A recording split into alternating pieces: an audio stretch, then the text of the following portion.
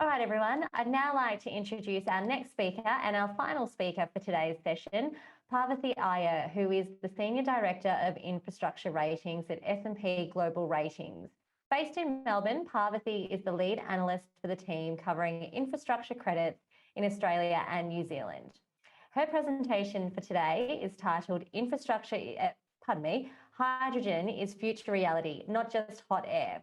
So for now, I'll hand it over to you, Parvathy. Uh, Thank you, Laura. Let me just share my screen. Give me a second. And good afternoon, everyone. Let me start off by thanking the organizers of Future Energy Summit 2021 for giving S&P the opportunity to present on this upcoming topic.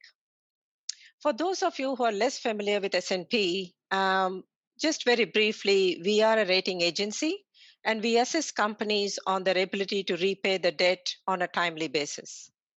So we rate about 55 entities in this market and roughly more than 6,000 entities globally. On this topic, which a lot of our speakers have already said that it is up and coming topic and something that is quite upcoming over the next 10 years or so, S&P strongly believes that it is a reality that we will have to face in the next 10 to 15 years. It is indeed a very hot topic in the European market, where coal is nearly out, and there is a lot of speculation on the future of gas. We did this presentation in Europe in April 2021, along with another colleague of mine from the European market. And I will share, as part of this presentation, how we are looking at hydrogen impacting the various sectors globally.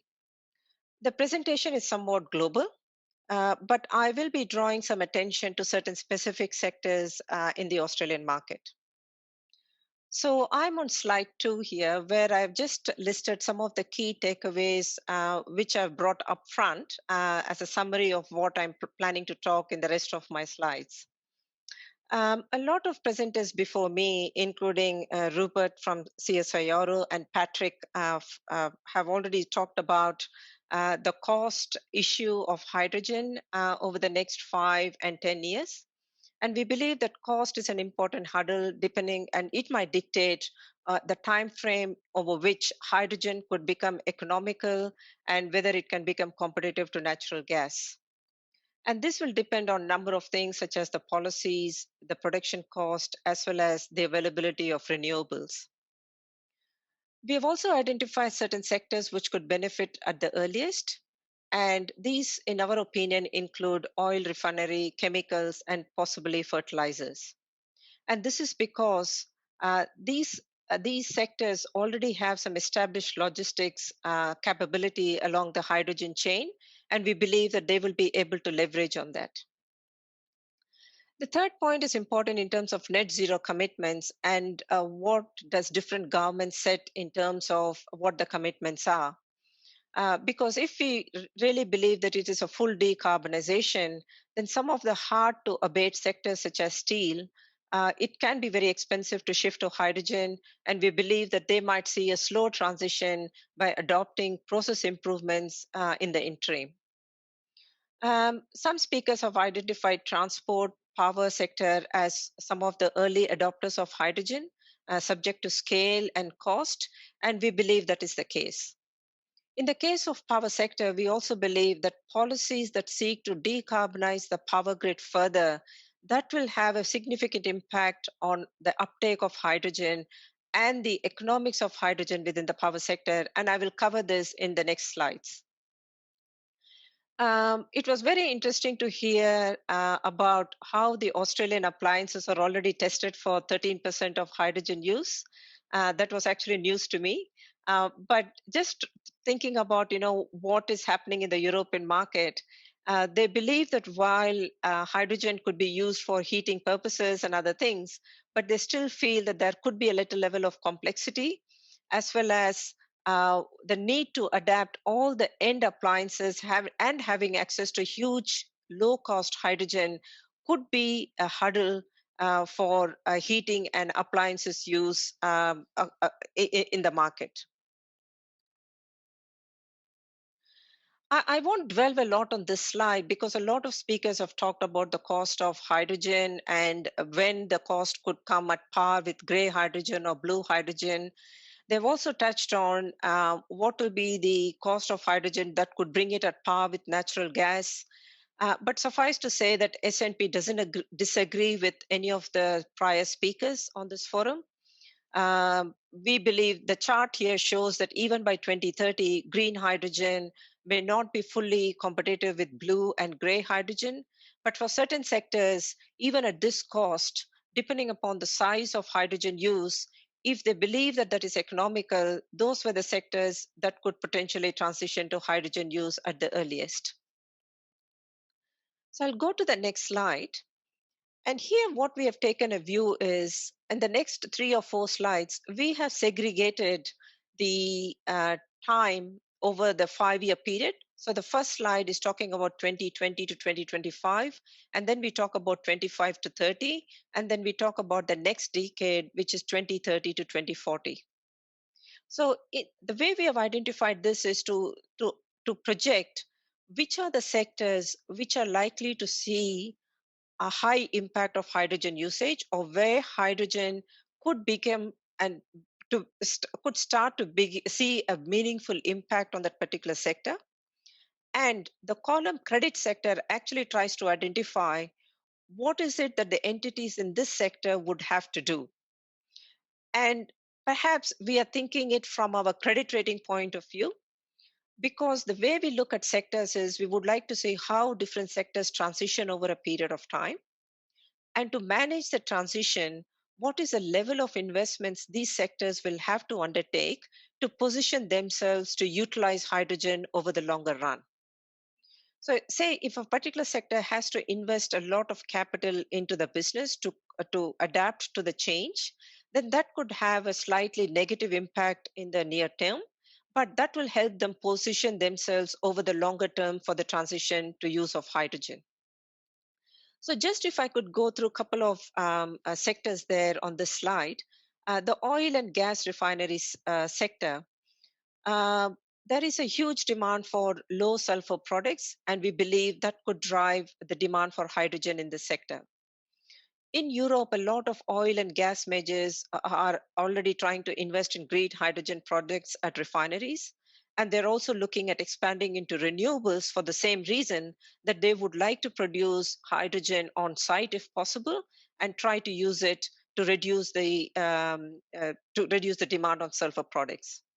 But on the other hand, this could also call for investment cost in the near term, but they will have to also balance this investment cost in line with the national regulations in various markets. For example, in Europe, different markets have different regulations. They might stipulate minimum percentage of clean hydrogen for a local refinery, and they might also put some import cost if somebody is trying to import products from other markets. Now, coming to power generation utilities, again, a lot of speakers have touched on this. We believe that there is going to be a reasonable impact on this transition to hydrogen in the sector because this could drive demand for renewables. And in Australia, we're already seeing that for two reasons. One is our market is moving away from coal fired generation because of the decline in cost of renewables. That is number one. Plus, with a lot of speakers talking about how the hydrogen forum is developing, how there is a community a trust, as well as the consumer grouping and companies coming together to develop and invest in green hydrogen, we believe that this in itself will push more investments in renewables. And utilities can also leverage on the renewables expertise to produce green hydrogen. So this is another area which has been highlighted by companies like Australian Gas Infrastructure and Gemina, the speakers who were presented in this forum just before me. The last one is the gas networks on the slide. And it talks about the blending of the gas is a good opportunity, and a lot of projects are already underway in Australia, which is a positive for the sector. In terms of opportunities over the longer run, or at least in the next 5 years, The thought process that we have is, because of the high cost of the clean hydrogen, is it possible that some of this clean hydrogen could be deployed for industrial use rather than being burnt as fuel? So while a lot of testing is being done in the market, there could be a scope for some of this clean hydrogen which is being developed, being used for industrial purposes, but it may not be there to be used on a very wide scale, perhaps on a residential basis or on a distribution network basis. Now let's go to the next 5 years that we are thinking about. This slide shows what we potentially think could happen between 25 and 30. Um, During this phase, we believe that commercial vehicles, buses, and trucks could be a sector or segment that could see increased use of hydrogen. Um, and this technology might be better placed than batteries for the heavy trucks and buses. But we do not believe that the auto or the car manufacturers would shift to hydrogen soon, because for them batteries might still be more economical in terms of cost as well as efficiency. In shifting to hydrogen, a couple of challenges that we identify is what could be the regulatory standards around carbon dioxide emissions for heavy vehicles. It's a moving thing, and how tighter it could become in various markets could drive the take up of hydrogen. And secondly, the policy support for establishing refueling infrastructure would also be equally important. The other sector that we think is the gas transmission network. Again, in the next 5 years, 2025 to 2030, we believe that hydrogen impact is likely to be high, because that sector could see an uptake of hydrogen. And the credit impact we see is positive for a couple of reasons. And this might be in the context of the European market, and perhaps could apply to a certain degree in the Australian market also, depending upon which market and which transmission network that we are looking at. In the European market, they believe that because gas is still so widely used for industrial purposes as well as heating, they believe that there would be a long term need for some of the transmission gas networks to operate in the current form, and it is unlikely that they will be replaced. But at the same time, for some of the industrial customers to be using hydrogen, they believe that they will have to construct or build some hydrogen backbone network or hubs, which might provide them an opportunity to invest into new networks, and that could help in growing the regulatory asset base. And they also believe that using hydrogen as an energy source could become more efficient than investing in moving electricity over long distance electricity wires. And the challenge here is they believe that conversion of existing transmission gas pipelines fully to hydrogen may not be feasible, because they will still need these transmission pipelines to flow natural gas for other purposes.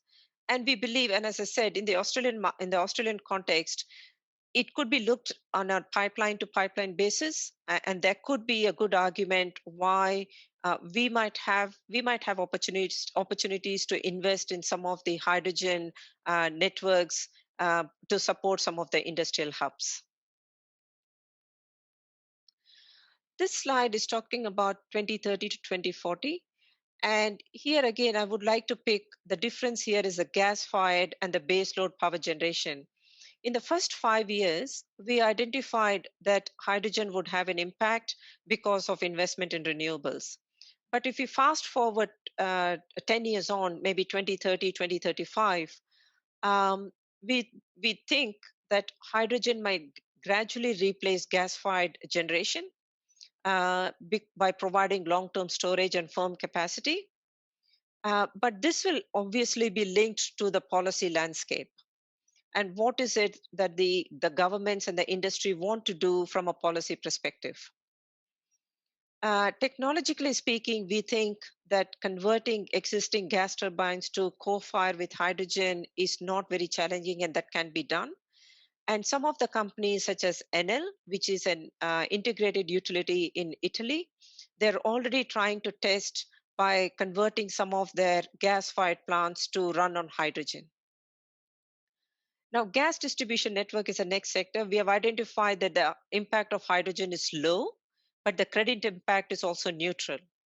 The reason for this angle of thinking is in the first 5 years, when the blending has been tested, when they have started flowing hydrogen through the distribution networks, over the next 15 years, we believe that that would have been established, it would have been mature, and therefore, any potential incremental impact of hydrogen on the gas distribution network is likely to be low.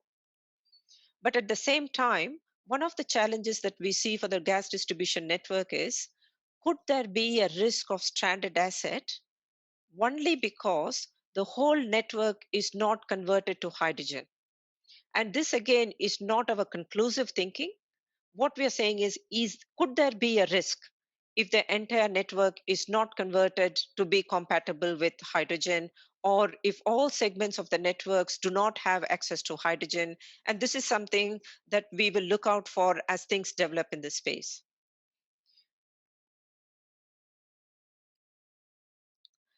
Just bringing the whole discussion to the Australian context. The reason why I put out these points in the context of Australia is twofold. Learning the lessons from what happened in our market in terms of phasing out coal, as well as the investment in renewables. I'm sure a lot of industry participants would agree that it has not been a very smooth sailing when we have been talking about phasing out of coal and investment in renewables and bringing together the policymakers, the government, as well as the industry participants together. So it was very heartening to listen to a number of speakers in today's forum that there is a lot of bodies and a lot of governments as well as local councils are working together to form to form a consensus policy around hydrogen and how we should invest in hydrogen for the future. So in this slide, all I've tried to highlight is when we look at a company or a sector transitioning from one fuel source to another fuel source, the points listed on these slides become very important for us. If there is a disconnect between government policies and how a regulator is approaching the investment and decommissioning of certain assets, we do not want any disconnect between the two that can actually affect the prospective investment in a business as well as returns to shareholders and investors. The reason why I'm highlighting this are utilities, whether it is gas networks or gas transmission networks, they all are highly leveraged entities. A lot of debt is there, which is invested into these companies, and investors in these companies would like to have that certainty of how this transition is going to happen for the respective businesses. So, in terms of the coordination among various regulatory and market bodies, the constant conversation between the industry research bodies such as CSIRO, the government, and the regulators is very important from our point of view.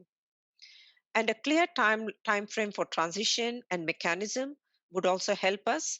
And I should say that a lot of companies that we rate, they do provide us a very clear guideline as well as a good visibility about what work they're doing in the industry, how they're working with the government, and how they see this going forward over the next 5 to 10 years. And we would strongly encourage that we continue to have the dialogue with them.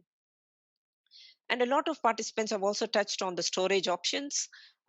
This is something that we would be keen to understand more from the industry as well as the various companies as we go through the transition and the process. So, when we look at companies, these are the factors that become more important to us to understand how the company is positioning themselves to transition over the next 5, 10, or 15-year period. Laura, that typically brings me to the end of my presentation. And we have done a lot of research and published a lot of research. And here are some of the articles that we have published. It covers a number of sectors, whether it is transportation, whether it is fertilizers or utilities or industrial gas. These are there on the slides if you want to go and access them, or if you have any particular questions, I'm happy to take them now, or if I can't, then happy to leverage off our global resource that we have in the European market and the US market. And I'm thankful to some of my colleagues who worked with me in putting together this presentation, because, as I said, this is a global presentation and it's not necessarily just from me. So, with that note, Laura, I will hand it back to you. Fantastic. Thanks for that, Parvathy. Much appreciated. Really enjoyed the insights that you highlighted in that presentation. I do have some questions that have come through. First one is, you mentioned in your presentation that policy will be important when it comes to how successful hydrogen is. What sort of policy settings do you think we need to see here in Australia to ensure the success of a hydrogen industry here in Australia? Yeah. Let me draw some analogy to what we saw in the renewable space, and maybe that will give you some good idea. I mean, when the renewables when investments was happening in the renewables, there was no clear policy as to what is the time frame for us to invest in renewables and phase out coal, and what will be the pathway for us to retire some of the coal-fired plants. So, likewise, if there is a policy about where we want to get with hydrogen, maybe in the next 5 years or 10 years, um, which industries are we trying to supply hydrogen to, and which will come in the second ranking, and investment in infrastructure. All these policies would be important, from understanding how various companies can position themselves for this transition over a period of time. Thanks, Parvati. I have a question here that does sort of somewhat relate to that. You mentioned during your presentation the role that hydrogen for bus transport can play. Do you think that's an industry that's sort of well positioned to get some kind of government support, as in being one of those industries that sort of gets highlighted as one for people to focus on first? And the question here is just around the fact that you mentioned it could become viable this decade. Could you sort of put a finer point on that and sort of highlight even a year as to when you expect that would happen? Yeah, I think it's difficult for me, Laura, to put a time frame on when that could happen. It's a question of, it's one of the sectors that is heavily used and that contributes heavily to the emissions in the environment. So if there are technologies that are available, but if the cost is prohibitive for the sector to transition, then maybe it makes sense for the government to provide subsidy and make sure that the transition happens sooner, and phase out that subsidy over a period of time as the cost becomes more viable to the sector. So that is one way of thinking about it. But what I'm not capable, or I don't have the capacity to do, is what is the cost now, and what will be competitive for the sector to adopt. Will it be economical for them to adopt? That is something that I'm not aware of, and perhaps that is something that entities like CSIRO and others can provide more insights into. Yeah, great. Thanks, Parvati. It's probably something that we could do some further investigating on. Just looking at the time, I think we'll wrap things up here. So thank you again for joining us today, Parvati. We really do appreciate it. Not a problem. Thanks, Laura. Thank you. And that brings us to the conclusion of today's conference. Thank you to all of our speakers and sponsors who have assisted in putting this event together, and to you, all of our attendees who have tuned in and joined us today. I'd also like to extend another big thank to our sponsors for today's event, and they are Vocus, Schneider Electric and Resource Co. Now, the summit will continue this Thursday with our second virtual conference, Future Grid, Managing the Integration of Renewables into the Grid. You can also head to our LinkedIn event page at any time to chat with our speakers, sponsors, and your fellow attendees about the things that we've just discussed today and all things energy transition related. But for now, thanks again for joining us, and we look forward to seeing you on Thursday.